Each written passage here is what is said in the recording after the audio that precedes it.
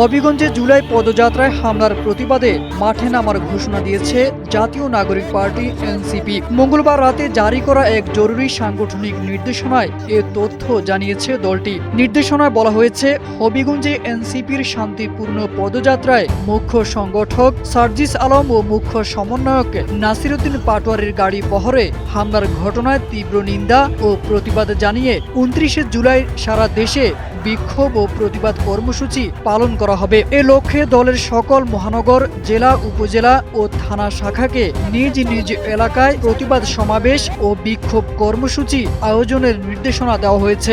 একই সঙ্গে কর্মসূচি সফল ও সুশৃঙ্খলভাবে বাস্তবায়নে প্রয়োজনীয় প্রস্তুতি নিতে সকল সাংগঠনিক ইউনিটকে আহ্বান জানানো হয়েছে।